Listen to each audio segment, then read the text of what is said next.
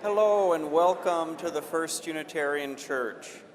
My name is Stephen Storla. Our program this evening is sponsored by Northwest Veg and by two groups at the church, Unitarian, Universalist, Animal Ministry, and Community for Earth. At our church, animal advocacy and environmental activism are integral elements of our social justice work. After the talk, there will be a question and answer period, followed by a reception with vegan food and beverages in the Channing Room. That is close by in this building, in this corner of the building, and you can get there by going out these side doors or the back door and turn right before you would exit the building. At the reception, you can have a chance to speak with Dr. Rao and to learn more about Northwest Veg and about the First Unitarian Church. Introducing our speaker this evening is Jacqueline Leeds, Executive Director of Northwest Veg. Please join me in welcoming Jacqueline.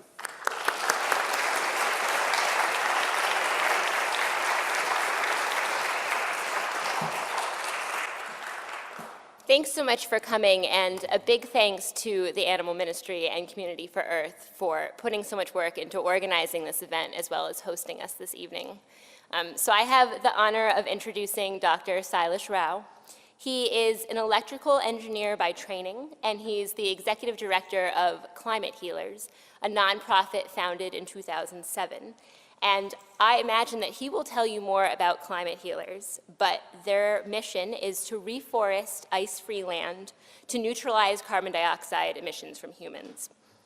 He is the author of 2 books, and he is extremely accomplished in working with other NGOs, other tribes in India, and other groups to bring solar-powered stoves to India in lieu of wood stoves. In a society where we find it increasingly challenging to relate to others that have different perspectives, I am extremely inspired by the way that Dr. Rao frames his narrative. He uses his personal story to share how we can reframe commonly held stories, and he does so through this paradigm of metamorphosis, a way to educate people without shaming, to show how we can transform each other together as equals. So I hope that you enjoy Dr. Rao's talk as much as I have in the past. And welcome, thank you for being here, Dr. Rao.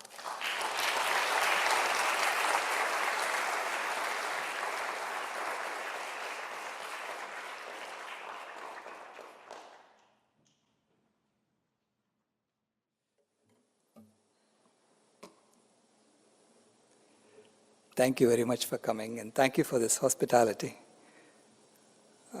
As Jacqueline said, I'm going to tell you stories. And the reason I tell you stories is because that's how we, as human beings, work together. Because every one of us is unique. Every one of us bring our own unique gifts. In fact, everything in nature is unique. And this is why we tell stories, to make sense of reality. So the stories I'm going to tell you are going to be shaped by my life experiences. And I'm going to begin by telling you why I even called my nonprofit Climate Healers. Because healing is about reversing the disease. It's about making something whole, that which has been broken. So I was shocked when I saw Al Gore's presentation on TV in 2005. I was a systems engineer working on 10 gigabit Ethernet at that time.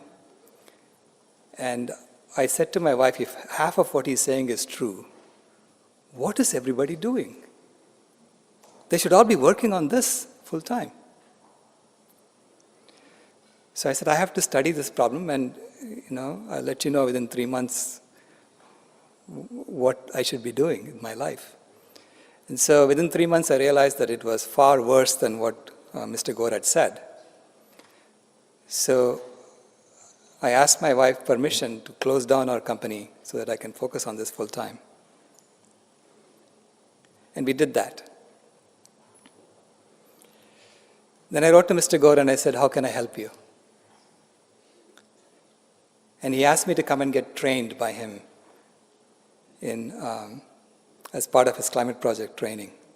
So I got trained by him in November of 2006. And I went around giving his presentation for 1 year like I had promised I would do. And all along I had this dissatisfaction with the way we were framing climate change. Because there was something wrong. I like to use the analogy of a patient who goes to a doctor with a persistent mild fever and a lump the size of a coconut by the side of his head. The doctor examines him and he says that the lump is cancerous and it's causing you a fever. I'm going to prescribe you Tylenol so that as the lump grows, your fever does not go over 2 degrees Celsius.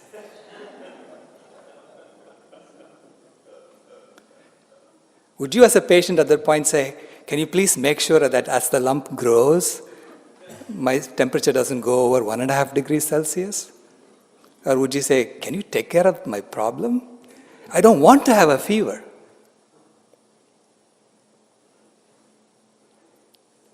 But that's exactly how our world leaders have been dealing with climate change for the last 30, 40 years.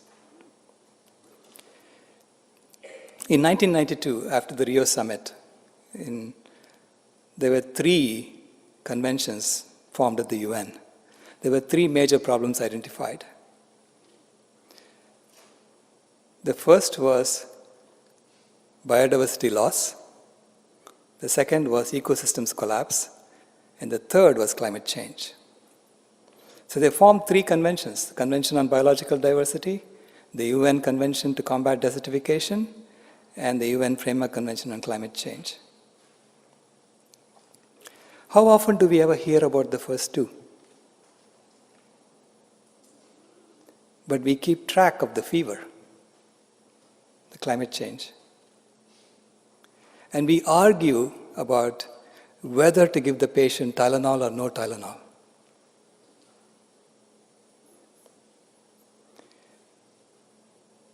But we are all complicit in this. Because one of the things that I found out in COP21 in Paris, one of the negotiators came out and spoke to me because I was wearing a t-shirt that caught her attention. And she said, nobody wants to talk about what you have on your t-shirt. She said, I'm one of the few women among the negotiators, and everybody in there eats meat.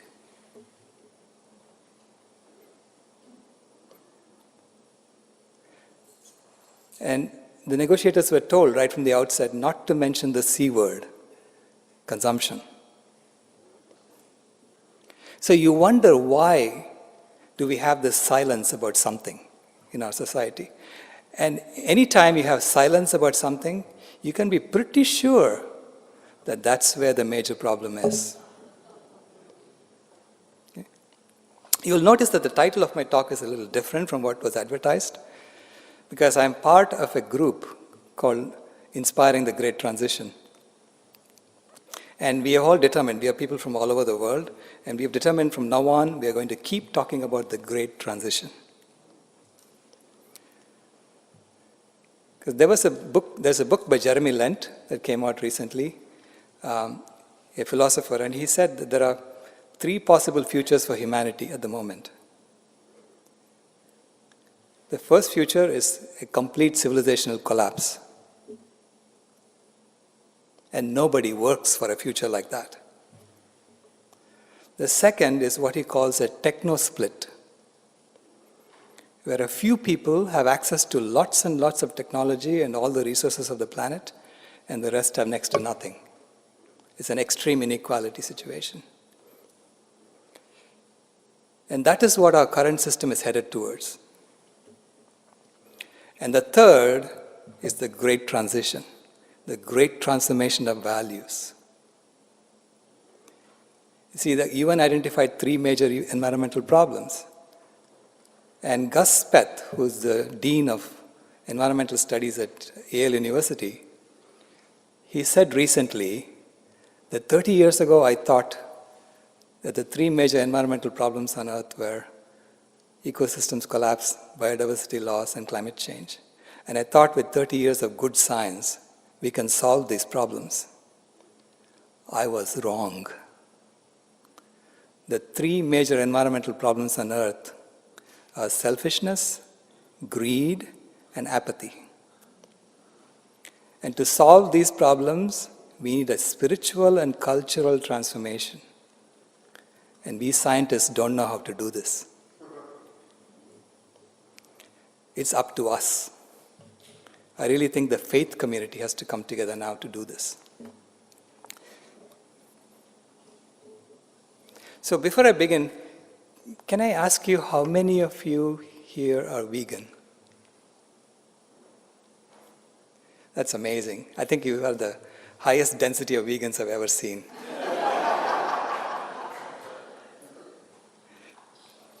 I was in a school in Marrakesh where I asked 250 high school students, how many of you are vegan? And one child raised his hand. And I could tell that he had to raise his hand because everybody was looking at him.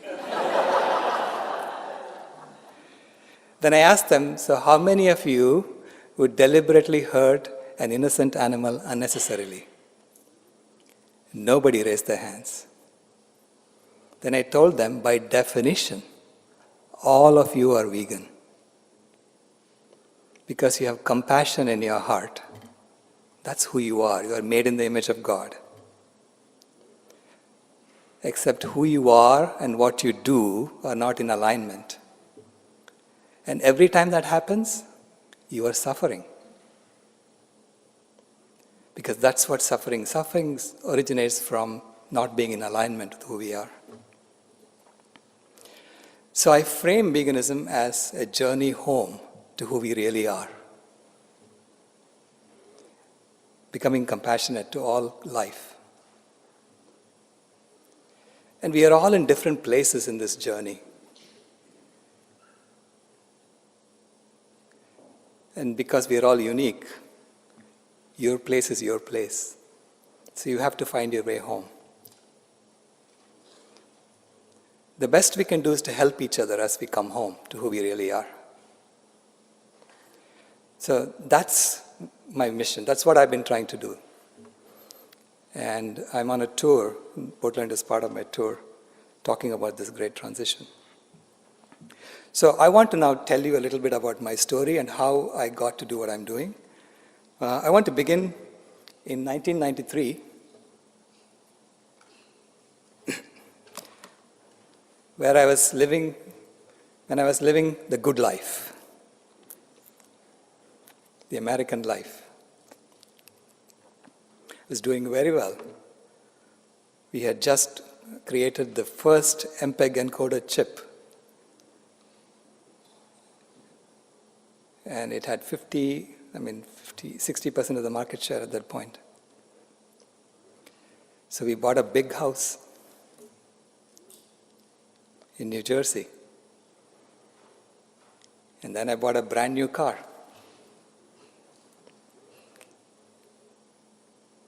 Because that's what we have been told, that's the story we've been told is going to make us happy.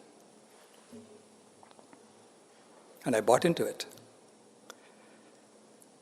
I bought the car, parked it in the garage, and the next morning, it burnt my house down.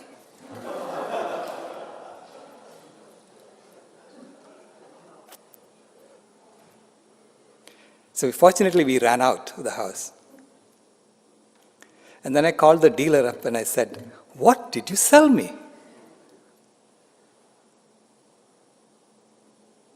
And he said, "Oh my God, it happened to you?" So he gave me a number to call. said, talk to this engineer, he will tell you. So I talked to the engineer and he explained to me exactly how it happened.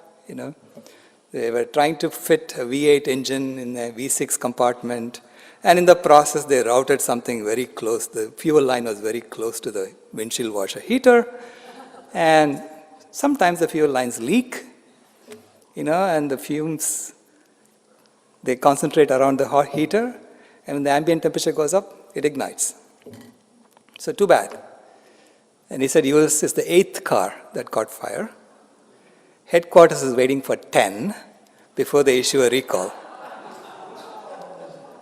We are all numbers at this point. See, I realized at the point I was just a number.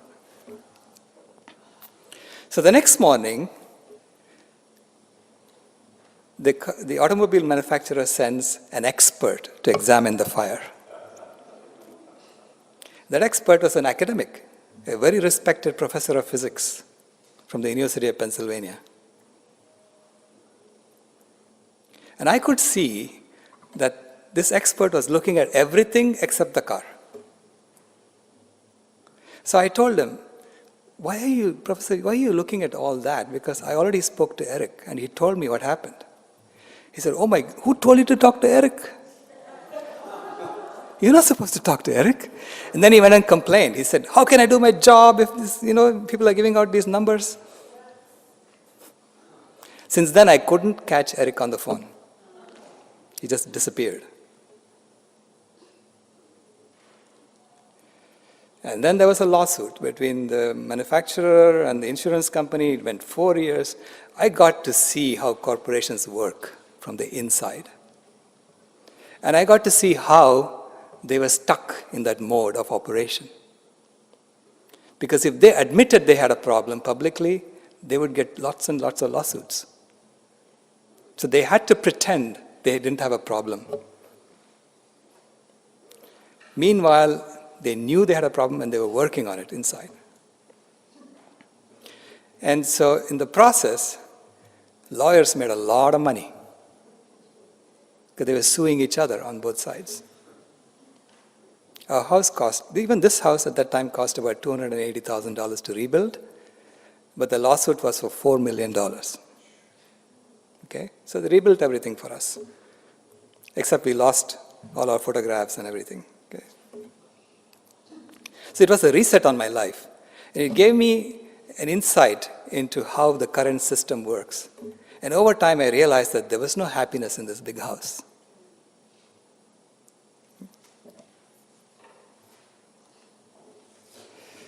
So when it came time for me to work on climate healers, I'm a systems engineer, so I look at it from a systems perspective. So I was looking at the 3 major problems, and so where is the best place to go study these 3 major problems in one spot?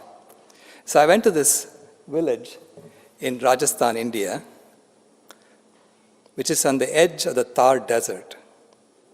If you look, this is the satellite map of the world, and if you look, this desert starts at the western edge of Africa, goes all the way into India, and becomes the Thar Desert there. It goes all the way into China and becomes the Gobi Desert there. It is one contiguous desert. And if you know your history, right, you know that this is where the major civilizations of the world were. That's where Egyptian civilization, Babylonian civilization, Persian civilization, Indus Valley civilization, Chinese civilization, they were all in this region, and the desert happened. So I went to the edge of this, went to the Thar Desert to study, just to understand what was going on.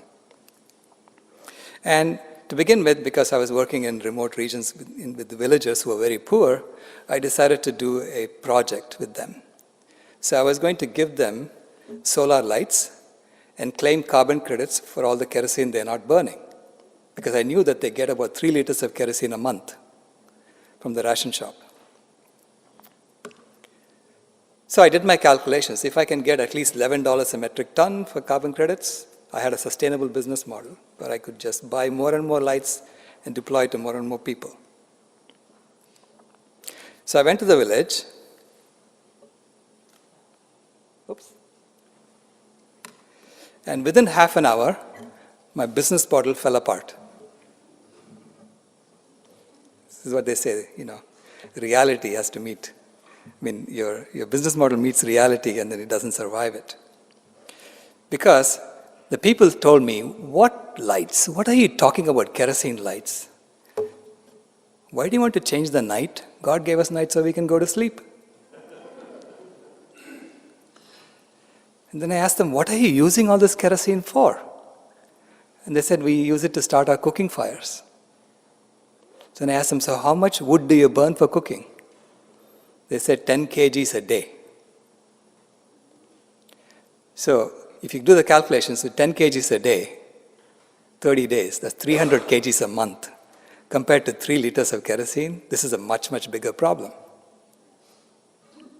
So I asked them, if I give you solar cookers so that you don't have to burn wood, would you use them? They said, sure, show us how to make our food and we'll use them. So that's how I got into the cooking situation. Okay? And the first thing you realize when you work on cooking,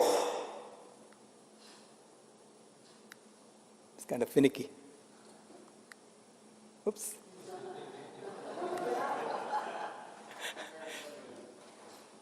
Okay, thanks. There is a lot of social and cultural and health issues surrounding cooking. People have been doing this for 40 years, since 1970. The women who cook with wood live 8 years less than the men on average. It's the opposite of what you'd expect, because they're breathing in all that smoke.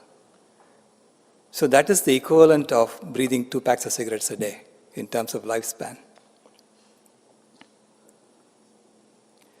So we analyzed the smoke to see what was in there.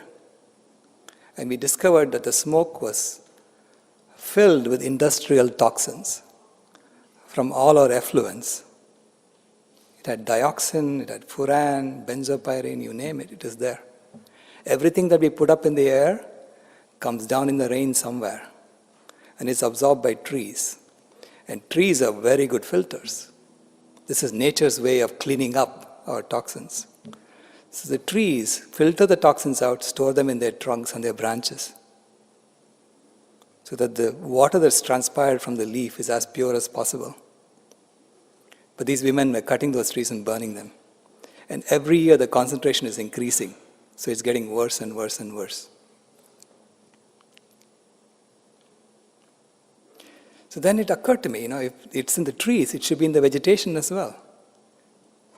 You see, the reason there is a lot of deforestation and desertification happening in this region is because the vegetation is eaten by livestock or farmed animals. And then we milk the farmed animals and sell the milk to the people in the city. So the biomass from the forest is now disappearing into the city, including the nutrients from the forest. Or we raise goats and then we sell the goats to people in the city to eat. So the biomass from the forest is now, including the nutrients, is disappearing into the city. So over time, we are depleting the forest. When goats finish eating, they leave nothing behind because they even eat the roots. So it becomes a desert. So it was clear that, anything new is eaten by animals, our domestic animals, and anything old that is in the forest is being cut down and burnt for firewood. So the forest was being attacked from below and from above. And it was dying. So the people protected 250 acres of this forest.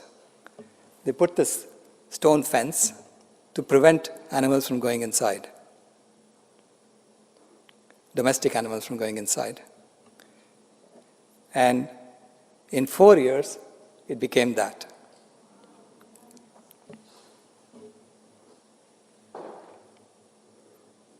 Now, when I used to show these two pictures in my presentations, people would ask me, are you sure they didn't take the first picture during summer and the second picture during winter?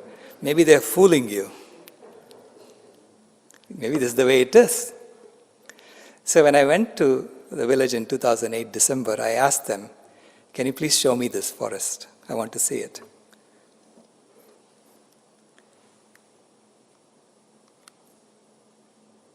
Okay. So I took this picture of the fence. On the left, animals are allowed to graze, and I could see a lot of old cows walking around eating the grass. And on the right, animals are not allowed to graze, and I immediately went vegan. Because I realized I had been told a story that vegetarianism is just a little bit worse than veganism. So I thought maybe, I'm as good as I could be. I was a vegetarian at that point. But that's an accounting gimmick. Because to get milk out of cows, you have to keep impregnating the cows. And in India, we drink a lot of milk and we don't eat the beef. So the cows are all live for 25 years, eating up the forest. So I knew that my impact was worse than someone who's eating an omnivore diet. So I decided to go vegan on the spot.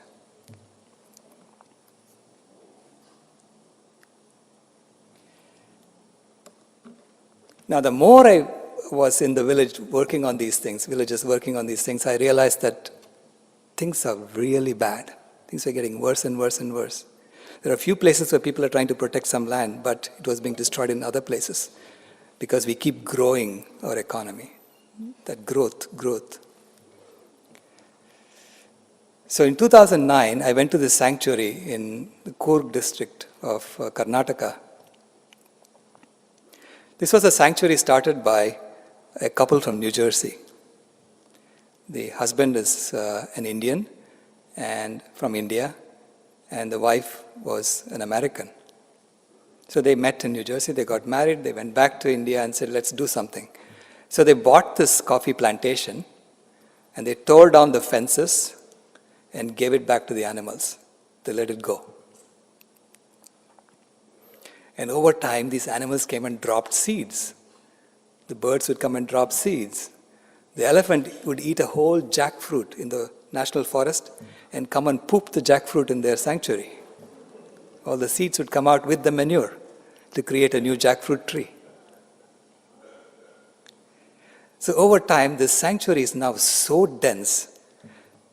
The underbrush is so thick, you can only walk where the elephants walked. Because they are the ones who create paths in the forest.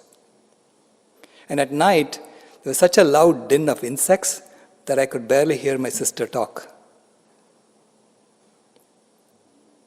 So I asked them, what else did you have to do to make this happen? It was just the animals who did this?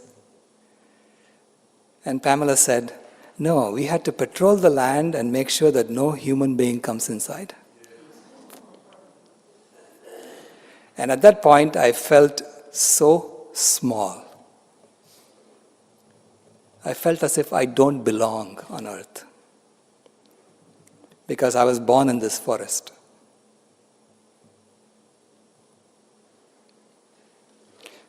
So that was the story that we have been told, that we have been telling ourselves, that we don't belong in the forest. We have to get out of there. The civilized land is outside the forest. But we use the forest for our resources. The only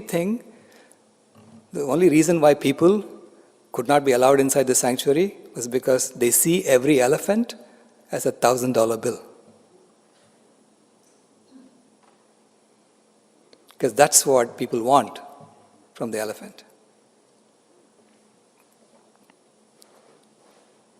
So this is the story of separation that we have been telling ourselves. We have been banished from Eden because we ate the apple. But this story of separation leads to inconsistencies. And anytime there are inconsistencies in our stories, there is something wrong with the stories. What I mean by this is,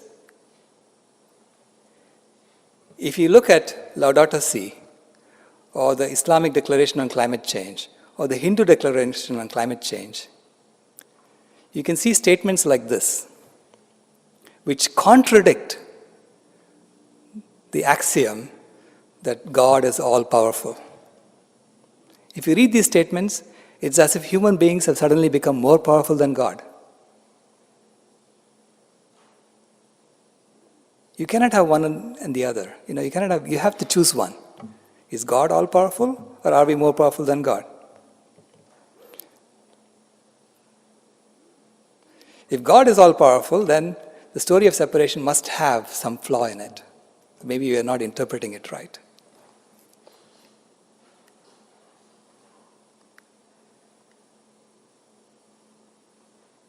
Can you go back to the previous one? Okay. And then a year later, in 2010, this girl was born. She was born in Phoenix, and I was living in San Francisco at that time. And I noticed that my wife was never home. She would disappear. This is our granddaughter. So when she was about a month old, she told me, you got to go see her because there is something about her, there's something magical about her. And I went to see her. And I held her in my arms for the first time, and I had the exact same feeling of perfection that I had at that sanctuary. She's half South Asian, 1/4 African American, and 1/4 American Indian. She has 3 continents in her. So to me, she was the perfect representation of humanity. And I said, just like those animals lived and the forest returned, flourished, we also must tell a story where we just live as we are and the earth will flourish. We must belong exactly as we are, because she definitely does belong exactly as she is. So I tried to find that story.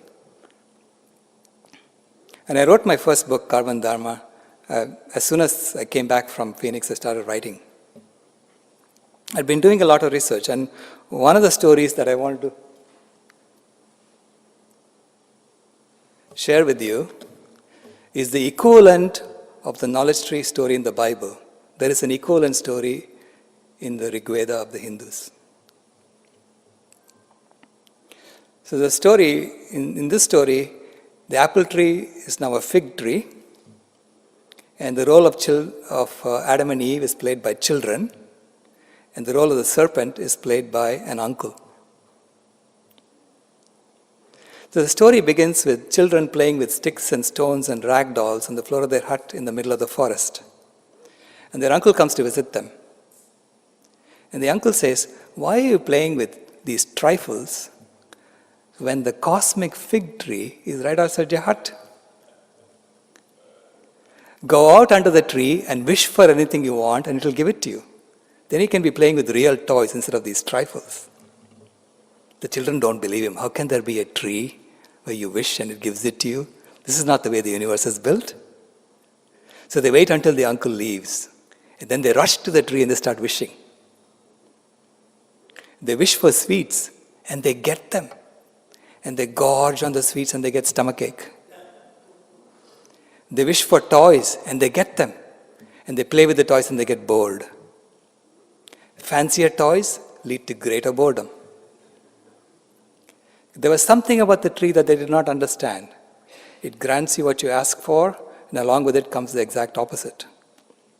Because that's how the universe is built, of dualities. The children didn't know that. All they knew is that they couldn't stop wishing under the tree, and the more they wished, the more miserable they were. Then they get to be young men and women. And now they're wishing for what young men and women wish for. The 4 main fruits of the tree were sex, fame, money, and power. And with each comes its opposite, And the result was more misery and suffering for the young men and women. Then they get to be old men and women. And they congregate under the tree in 3 different groups. The first group says, we were so happy when we didn't know about this tree. This tree ruined our lives. It has all been a hoax and a farce. And the Rig Veda says they were fools, but they hadn't understood the tree. The second group says, we must have been wishing for all the wrong things. If we could go back and wish for different things, I'm sure we'd have been a lot happier. And the Rig Veda says they were bigger fools, for they understood less than nothing about this tree. And the third group was the most foolish of the lot, but they come under the tree and they say, we are so miserable, we wish we were dead. And the tree grants them the wish, and they're immediately reborn underneath the same tree. Because you see, the tree always grants wishes in dualities. Meanwhile, a lame child had been watching all this from inside the window of the hut. He also wanted to go out and wish for a good leg so he could walk.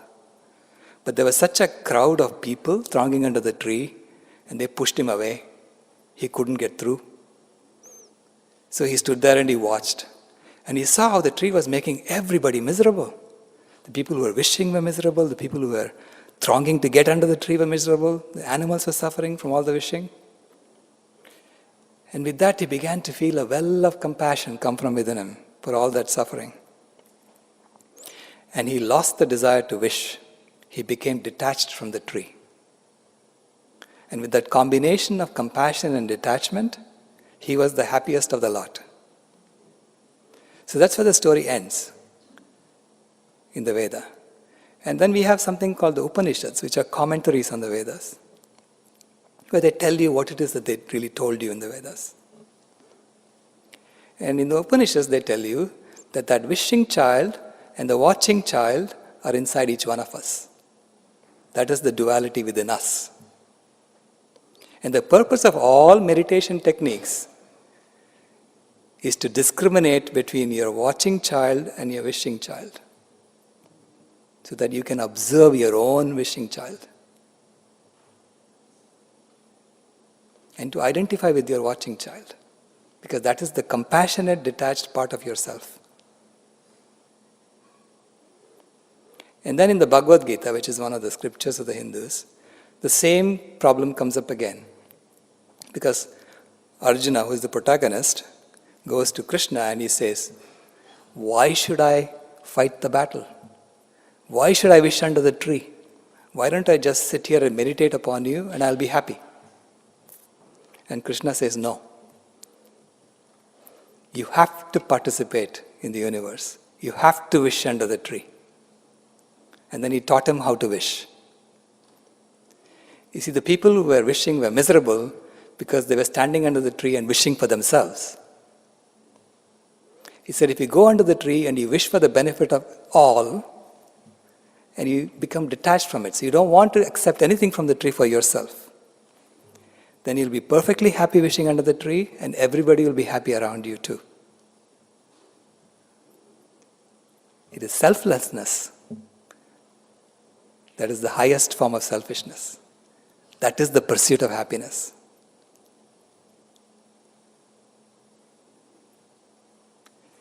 So it's something that we as vegans find out accidentally. I went vegan because I saw what was happening in the forest and I said, I cannot live with myself if I continue doing this. So I gave up my dairy habit. Within a week I had this huge sense of guilt lift off my shoulders. I didn't even know I had carried all that guilt all my life. And then within a month, all my arthritic pains went away. And I began to feel like a 16-year-old again. See, I had been suffering from arthritis since the year 2000. And I thought I had the same genetic makeup as my dad, who suffered from arthritis for the last 30 years of his life. But all along, it was a reaction to dairy. So even though I tried to do something for selfless reason, it turned out to be a very selfish act for myself, because I've never been healthier in my life. So the story, I mean, again, as far as the knowledge tree story in the Bible is concerned, I believe the same message is being sent to us in that story as well. Because they were banished from Eden because they ate the apple themselves. If they had plucked the apple and given it to the animals, maybe God would have let them be in Eden still. Because as far as at a species level, we are the only species that has access to this knowledge tree. So we should be wishing for the benefit of all other species and not for ourselves. So I consider this great transition that's going to happen as the metamorphosis, the transformation of the caterpillar to the butterfly. And you can see the parallels, because you see, caterpillar is a blind consumer. The first thing he does when he comes out of the egg is to eat the shell of the egg he came out of. Then he eats the leaf that the egg was on. And he keeps eating for the next 2 weeks. But when the caterpillar becomes too big for his skin, he stops, builds a cocoon around himself, and meditates for a week. And within the cocoon, magical transformation is beginning to happen. And new cells are born called imaginal cells. At first, the caterpillar's immune system thinks these imaginal cells are foreign cells and tries to fight them. And then the imaginal cells become more and more numerous. And the immune system gives up. Then the imaginal cells start clumping together. They form different organs of the butterfly. And when the butterfly comes out, she's a very discriminating consumer. She only sips nectar from flowers. And in the process, she pollinates the flowers, she regenerates life, and she undoes the damage that happened in the caterpillar phase. And I believe that we are in exactly the same transformation. And I'll show you evidence why I believe that.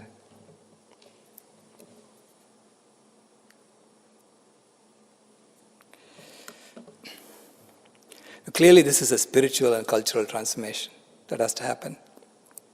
So in 2012, this is at the COP17 in Durban, South Africa, we wrote an interfaith declaration on climate change, and almost every faith leader there signed it, including Archbishop Desmond Tutu. You see his signature there. And we presented it to Christiana Figueres, who is the executive secretary of the UNFCCC. And the lady who's doing the presentation is Ila Gandhi, the granddaughter of Mahatma Gandhi.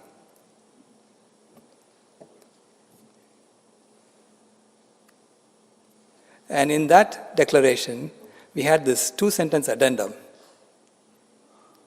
which basically says, well, climate change is a symptom, the fever that our earth has contracted. The underlying disease is the disconnection from creation that plagues human societies. And we, the undersigned, pledge to heal this disconnection by promoting and exemplifying compassion for all creation in all our actions.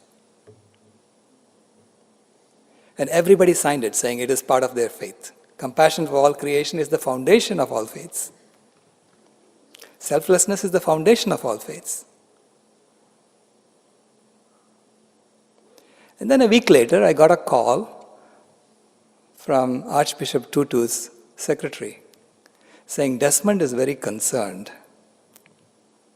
about what he signed. Did he sign on to go vegan?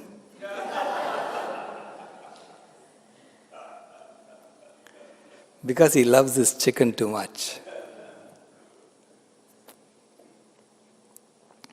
When what we say and what we do are not in alignment, we suffer. Not only do we suffer, we cause suffering to others.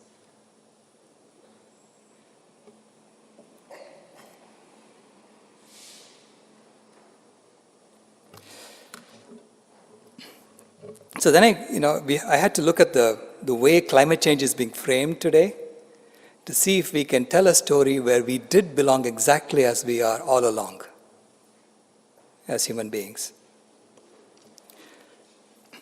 The way the story of climate change is told is that CO2 levels have been going up and down for the last 3 million years between the glacial period and the interglacial periods.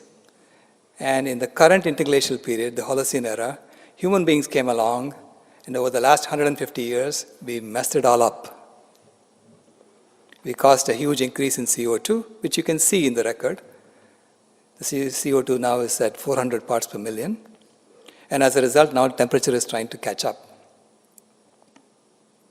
But every time the CO2 levels go up and down and the temperatures go up and down, there is a lot of suffering that happens as animals have to move, they have to shrink in population. And then in the interglacial period, they have a few thousand years where they can expand in population. So there is this shrinking and expanding that happens. So each one of these gyrations causes a lot of suffering.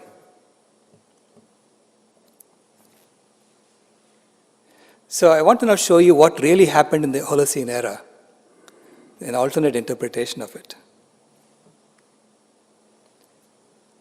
So I'm showing you now a graph of our human CO2 emissions from 1850 to present and the constituents of the CO2 emissions. So you can see it is caused by coal, oil, gas, cement, and land use. Land use is at the bottom. This is the deforestation and desertification that we do. And you will notice that at present, fossil fuels undoubtedly are the major contributors. 85% of it is coming from fossil fuel emissions. About 15% is coming from land use changes. But if you look to the left, you will notice that in 1850, land use change was the number one component of human-caused emissions. Now, it is not the CO2 that you're emitting today that matters. It's the CO2 that you've been emitting all along. You have to integrate it over time to see what is the major contributor of CO2 emissions from human contributions. So if you integrate it over time, from 1850 to present, you will see that land use change is the second highest, right behind coal, in terms of its total contribution. That is starting from 1850. But how long have we been deforesting? We have been deforesting for 10,000 years, not just since 1850. So Professor Radiman, University of Virginia, estimated that if you take into account all the land use change that human beings have done, then land use change is the number one contributor to human-caused CO2 emissions. In fact, it is greater than all other fossil fuel contributors combined. Now, this changes the story.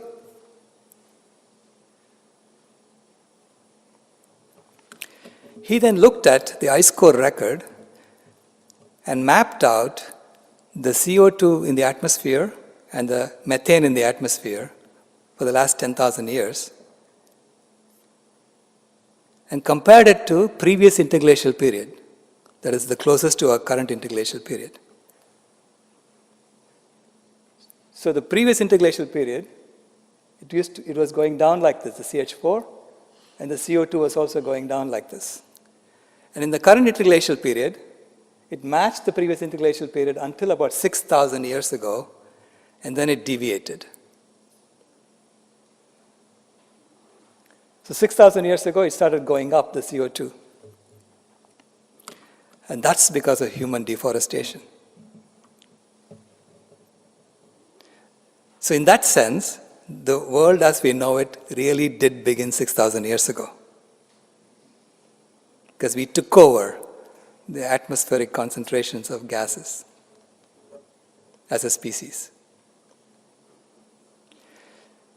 So when you hear that Holocene era has had a remarkably constant temperature over the last 10,000 years, it wasn't by accident, it was because human beings did it. It was our ancestors who did it by deforestation, unconsciously. I guess just like the elephant unconsciously contributes to the forest. So if you look at the temperature for the last 20,000 years, we came out of the glacial period and reached this interglacial period, and we were going to go back below glaciation threshold 5,000 years ago, except because of all the deforestation and the animal agriculture that we had started, we kept the temperature constant instead. The actual trend is up here. This is what we should have been expecting. So until the industrial era, we caused this increase in temperature of A. And after the industrial era, we caused this increase in temperature of B. And according to Ruddiman's calculations, A is greater than B.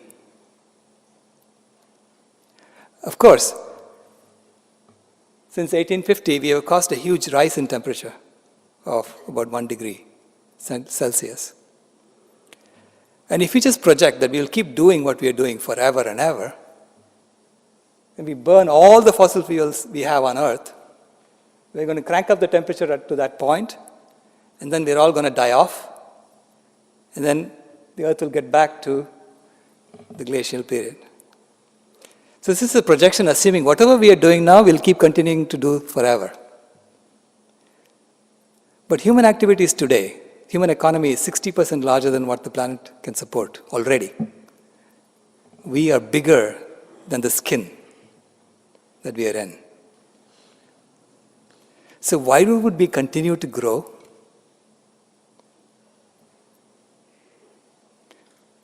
So we have to change the story at this point, transform from the caterpillar to the butterfly. But there is an explanation for what has happened so far. We kept the temperature constant for thousands of years through deforestation and through animal agriculture.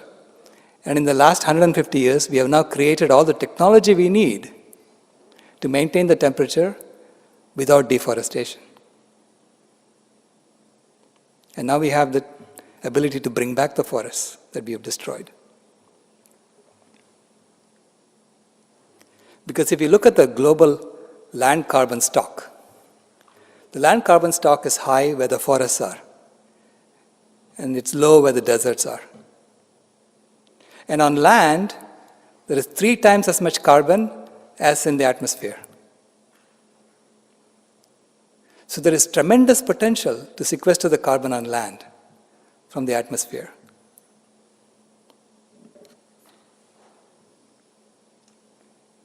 So you can see how the dense land carbon stock corresponds to the forests. This is the Amazon, this is the Congo, the 2 major tropical forests still left. But they are being eaten right now, as we speak, by our farmed animals. You can see the cows surrounding the Amazon, they're eating into it. You can see them surrounding the Congo. So as we expand our consumption of animal foods, more and more of these forests are being destroyed. And take a look at India. That's lacto-vegetarianism. Because India has about 600 million lacto-vegetarians.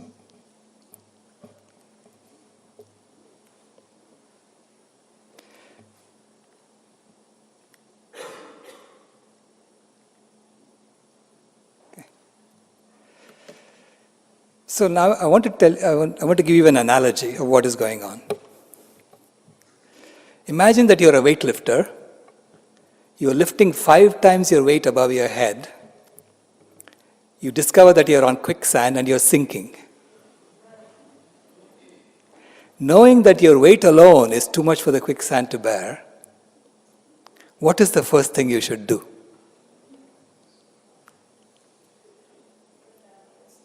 Drop the weight.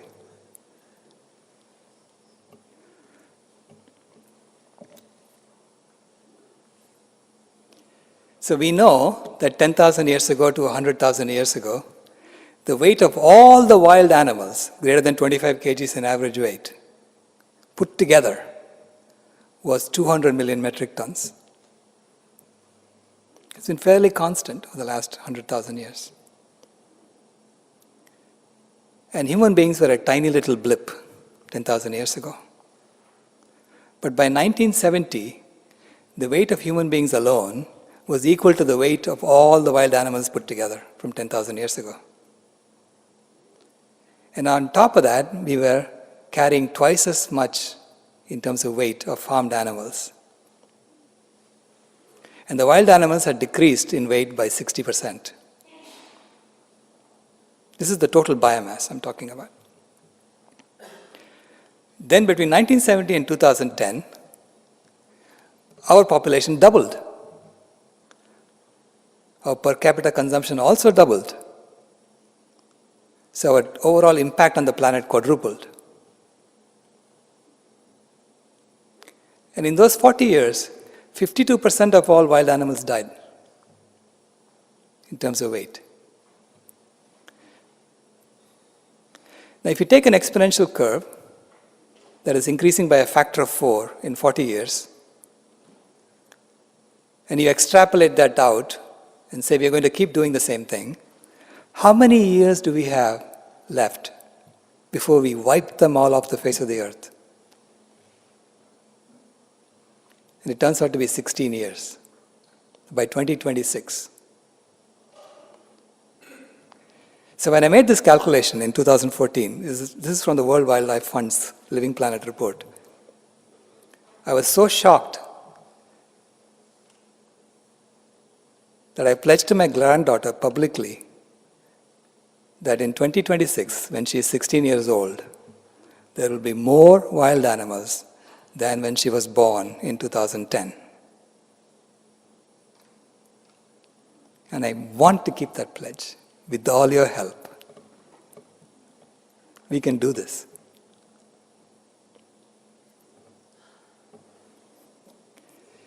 But that's not what the UN is planning to do.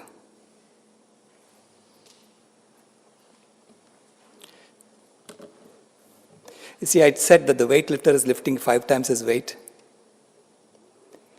Our farmed animals weigh about 2.5 times our weight right now, but they are all young animals and they eat twice as much as their weight alone would indicate, because we kill them as soon as they reach puberty or less. So they are eating 5 times as much food as we do. Okay? So, but according to the UN, their plan, according to the UN FAO, which is the Food and Agriculture Organization, the plan is to double livestock production by 2050. So by 2026, if we continue doing what, according to the UN plan, wild animals will disappear, our population will increase, and once wild animals disappear, our population will also start disappearing. Our necks are on the chopping block.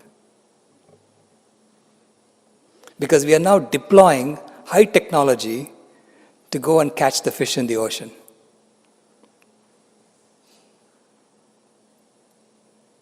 There aren't that many left. But the demand is still there, and the corporations have to meet the demand. So we have this artificial growth that we have created that causes this problem, But there is another UN organization called the UN Environmental Program, UNEP, that is predicting that by 2050, the whole world will be vegan.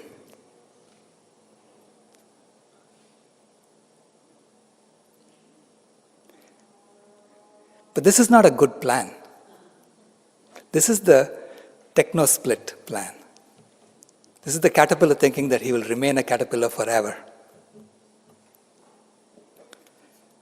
And there is an artificial growth that's causing this to happen.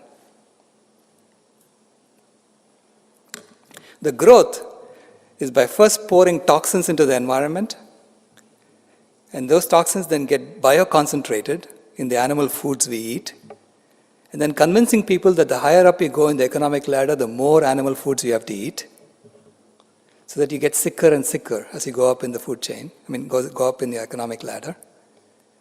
and then you get fixed with pharmaceuticals.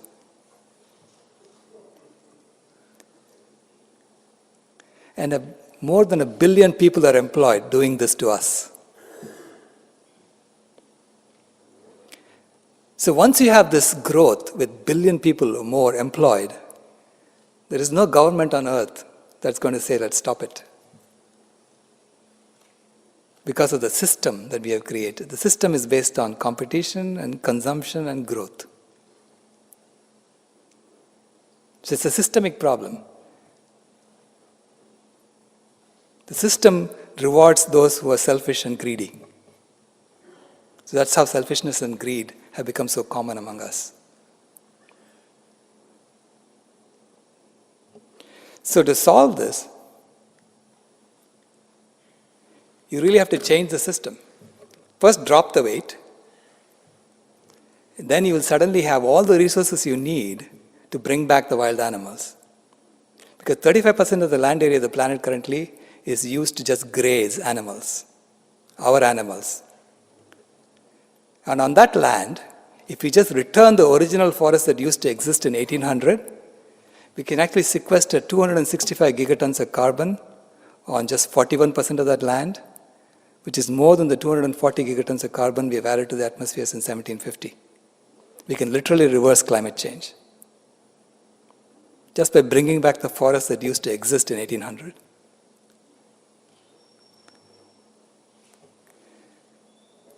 And of course, once you have a new system in which equality is built in and sustainability is built in, population will automatically start declining. And so we will reach a balance eventually. So we are, in that sense, the thermostat species for the planet. Because we kept the temperature constant for the last 10,000 years, and we're going to bring it back and keep it constant so that there's no more ice ages.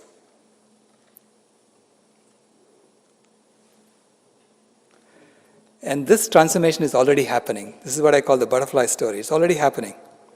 Because as of 2010 in the US, 12% of millennials, 4% of Gen Xers, and 1% of baby boomers self-reported to be vegan.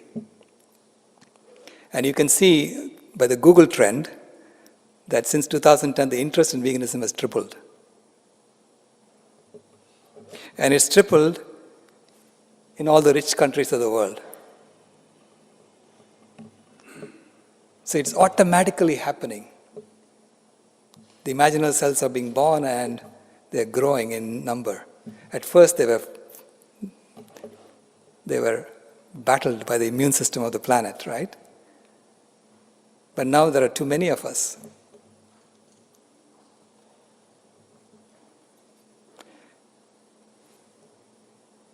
And the Hindu Declaration on Climate Change in 2015 specifically asked all Hindus to go on a plant-based vegan diet.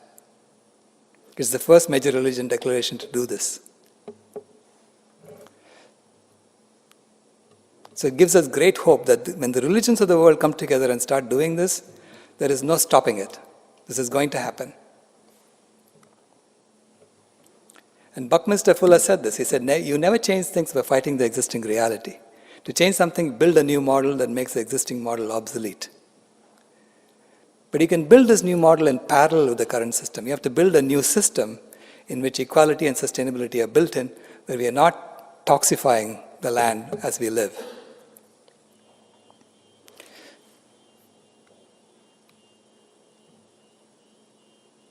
So we are planning to do something called the Sacred Lifeline Project in collaboration with universities, where we actually implement a small community, where we live in such a way that if the whole world lived like us, you would use no more than half the planet.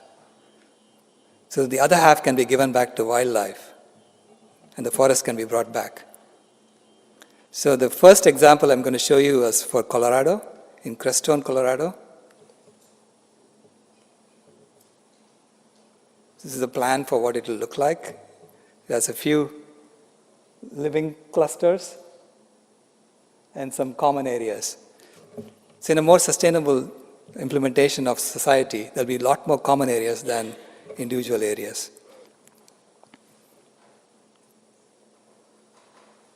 So each cluster will have tiny homes, humble homes for families, and a common kitchen, a large kitchen where the community can come together. So the idea is to build community around food.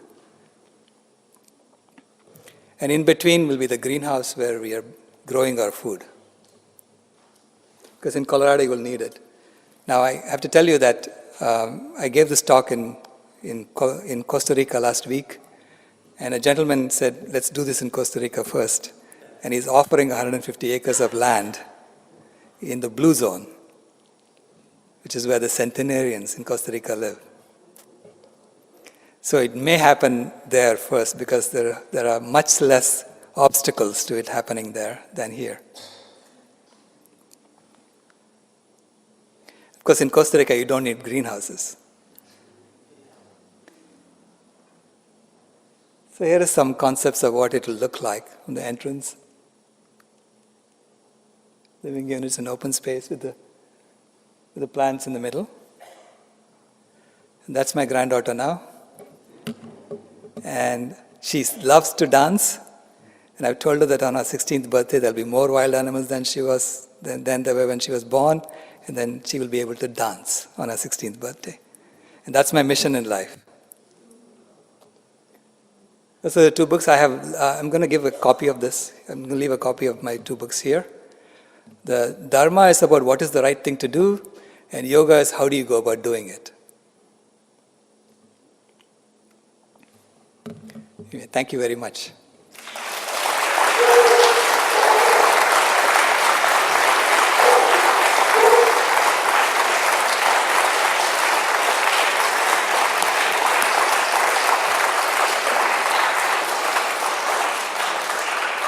I love it that I get an applause from other species as well.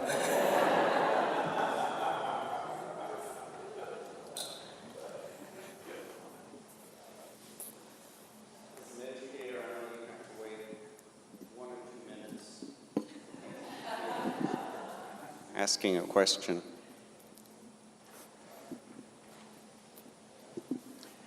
Hi, thank you very much for that fabulous talk. My name is Camilo Marquez, and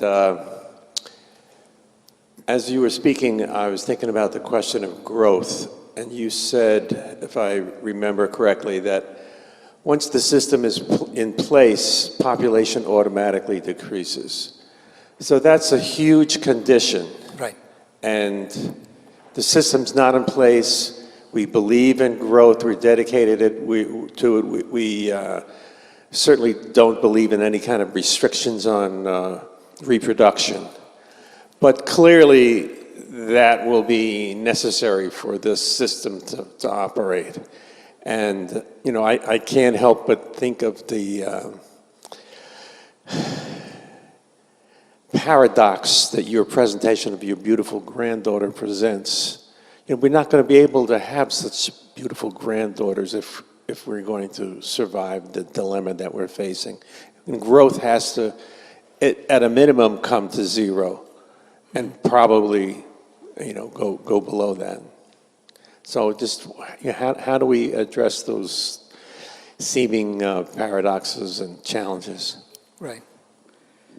No, that's a very good question. You know, we have to have some feedback in our system to encourage a decrease in population over time.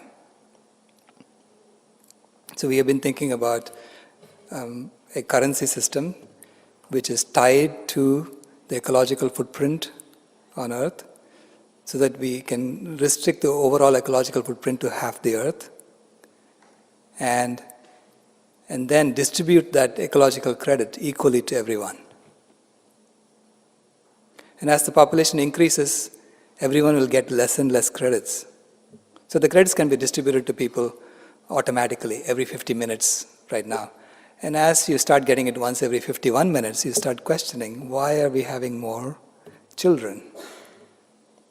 Okay? That's one mechanism for putting feedback in the system. The other is also equality automatically reduces population. The more equal a society is, the less population, in fact, the population starts decreasing in our current system. We know that. This is why in France, Now they have incentives for women to have more children. So when I talk to people in the villages of India who are having more of the children, and I ask them, why do you have this many children? They tell me it's because of security. They don't know who's going to take care of them when they grow old.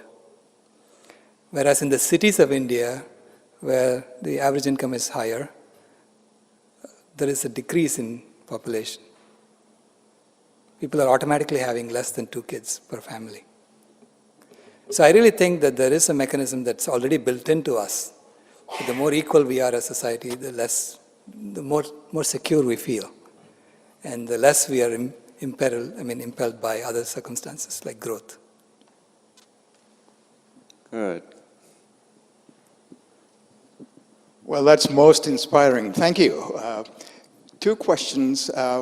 One question that's about, it's not quite clear how the population, the world population, not just for these countries, Europe and Japan, but the world population. The second thing is, all of this sounds so revolutionary, and it reminded me of Ashoka, who I believe was the first emperor ever, and perhaps still the only emperor, who forbade, issued an edict forbidding royal hunt. So this was it's 250 BC, around 250 BCE, so it's Right. Over 2,000 years ago. Would you like to comment on that? Yes, I mean, the transformation of the caterpillar to the butterfly is revolutionary or evolutionary. It is a massive change in human society we are talking about. But I think we have the capacity to do it. We all have the motivation to do it, because I've never heard someone say, I want to destroy the planet and go to Mars.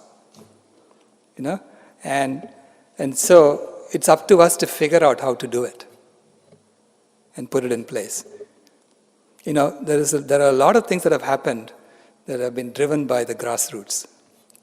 Gandhi's revolution was driven by the grassroots, where he got people to just change their clothes and brought the British Empire to its knees in 12 years in the Khadi movement. And we are also in an era where changes are happening very fast. So we have a tendency to think that whatever has happened to us so far will keep happening forever, but we forget that just in the last 20 years, so many things have changed. When I was working on the internet in 1995, there was an article in Newsweek saying the internet is going nowhere. Who's going to buy things on the internet? Who's going to read newspapers on the internet? And within 10 years, I overheard someone say, I cannot live without the internet. There was a massive nonlinear phase transition that happened in human society. And in 2005, someone told me that gay marriage will never happen. And by 2015, it was normal. And then in 2015, I made a presentation at the AGU about the lifestyle carbon dividend, which is how much carbon gets sequestered if the whole world goes vegan. And I showed them that we can reverse climate change if we did that. And the climate scientist came to me and he said, this will never happen. And I said to him, by 2025, this is going to be normal.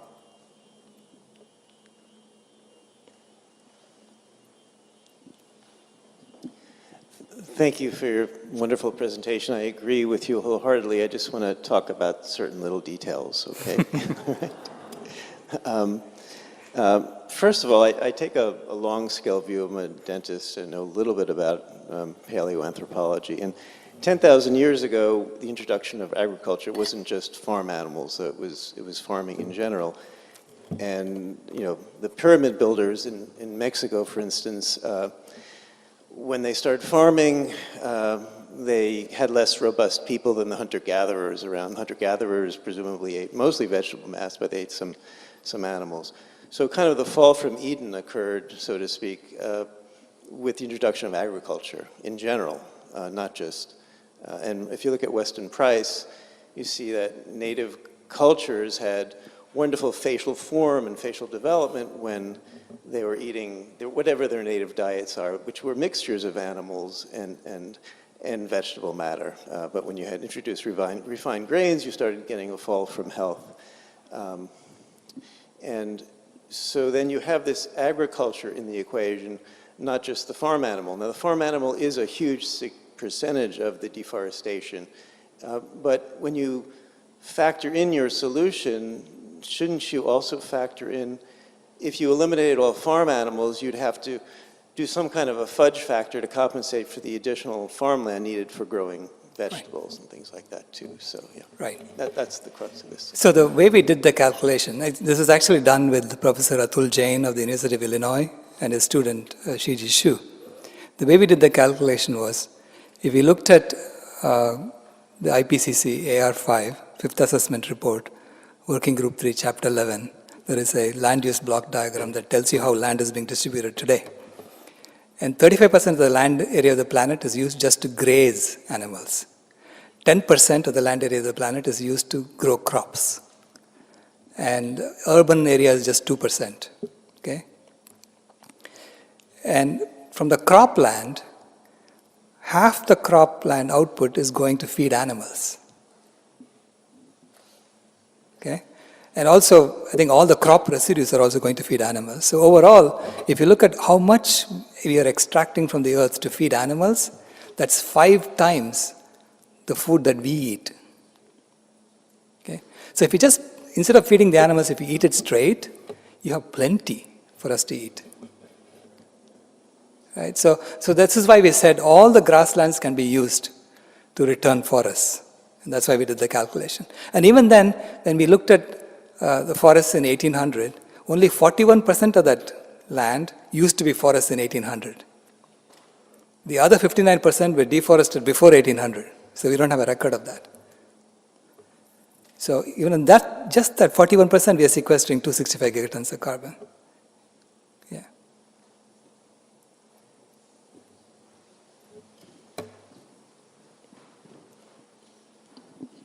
Thank you so much for your inspiring talk. I've learned a lot, and I have lots of things to research further later.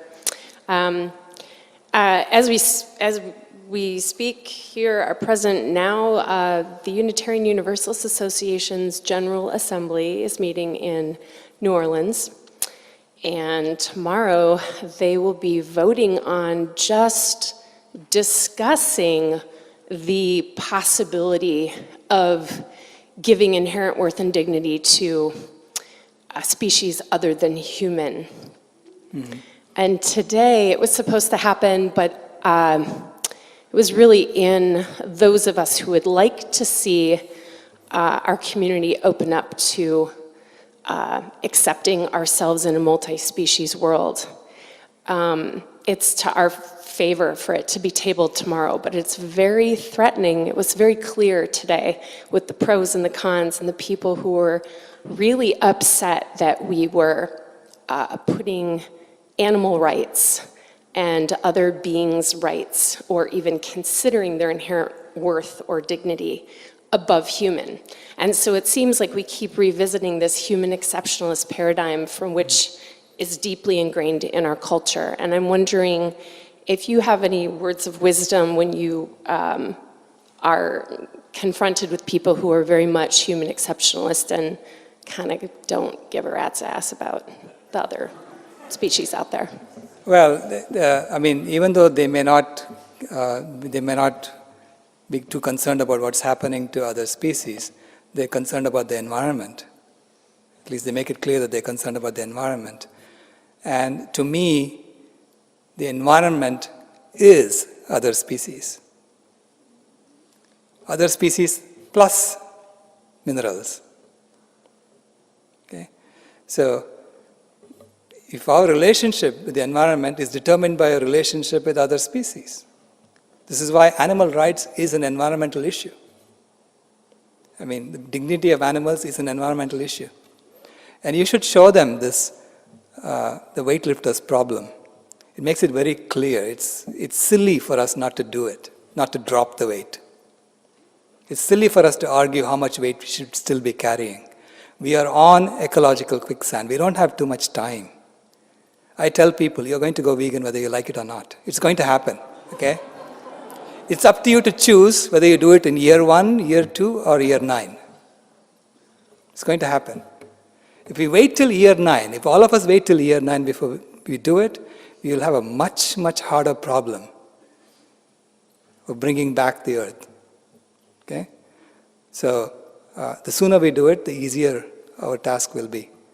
But ultimately, life is going to win. Eden will come back. These are such great questions. Who has the next question? Right here. Thanks. That was super inspiring, and your optimism is very contagious. And it almost made me forget that I read the news before I came here. And I know you probably have an answer for this, but if I read what's going on in the world, veganism and farmland is really not on anyone's mind. No. And how do you see that changing in the short time limit you've given it? Right. It's not on anyone's mind among those who control the news, because they are about growth. Okay? So it's not on their mind. We know that. This is why we did Cowspiracy. And in Cowspiracy, we could see that every environmental organization we spoke to didn't want to talk about it. Even though, if you're a scientist and you're addressing ecosystems collapse and biodiversity loss and climate change, the first thing you should do is to go vegan.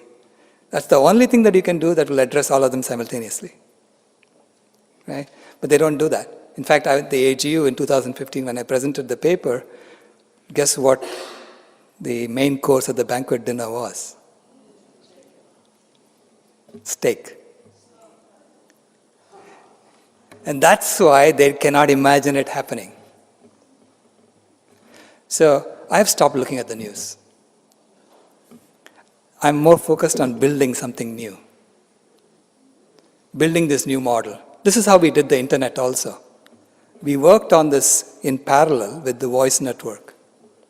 We didn't want to just tag on to the voice network. We built it in parallel, and we built it to the distributed architecture, where there is no big boss computer that tells all the other computers how to route the data. It's a completely distributed, non-hierarchical system, the internet. This is why it's so robust. And that's what we should be building among ourselves. Let's build ourselves in parallel and let them play with themselves. I think there was a question over here. Did I see a hand raised? You and then you. So that community, the Sacred Lifeline Project, I want to live somewhere like that. And you're saying things come from the grassroots, and we don't have to worry about what other people are doing. And you said you were in Costa Rica, and someone said, well, let's do that here first.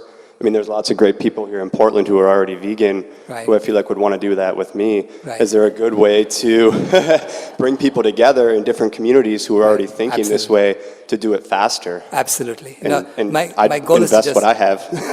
I love you. The idea is to trigger this conversation so that we are talking about the transition, we are talking about the new model, and not worrying about what's happening there. Let's work on this. We know what we need to do. We have to build the software and the hardware infrastructure for this so that we can do a measure our ecological footprint and make sure that we are within less than half the earth. So there's a lot of infrastructure that we need to build for the new system. So I want to trigger that conversation, and I want us to be enthusiastic about building it. Yes? Go for it. So it has to be, one thing I would say is the new system has to be completely open source so that it's all public domain knowledge that anybody can copy and use, right? And it has to be based on individual privacy and institutional transparency. The opposite of what we have today. One of the most popular modern arguments against veganism is that we would be losing food security by not utilizing pasture and grazing lands. Mm-hmm. And in doing my own personal research, I found that in North America, approximately 50% of those lands are actually cultivatable, and it's also possible to transform those into permaculture farms, which produce fruits, nuts, and seeds. But I was wondering if you had any statistics globally about how much of grazing or pasture lands is cultivatable. Right. The integrated science assessment model that Professor Atul Jain uses has all the nitrogen and phosphorus data for for every part of the earth, so they can assess how much can come back in each area of the planet, based on the depletion that we've already done. And then, of course, we have to rebuild all that, because we have taken things and we have flushed it down into the ocean. So we have to start rebuilding all that. Yeah, but we have work to do for sure. That's why there are 7.4 billion of us, but it's much easier to do this here than to do it on Mars. I think we have time for one more question. I see a hand at the back. Good.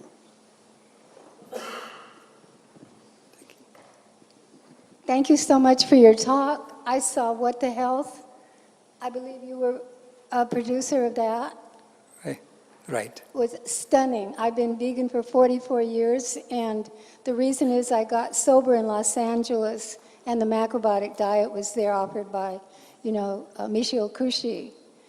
And I've been in animal rights ever since, but because I do see the news, I saw that alcoholism has increased 400% in Great Britain.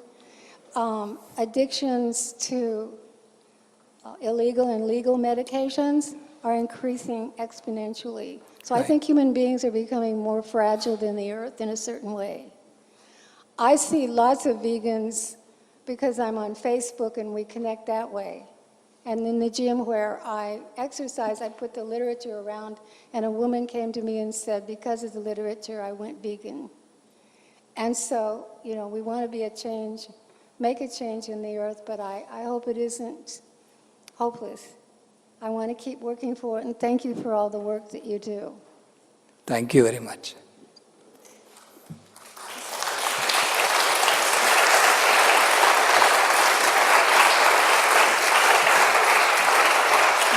Thank you, Dr. Rao. And now we can continue our talks right over in the Channing Room for the reception. Please join us there.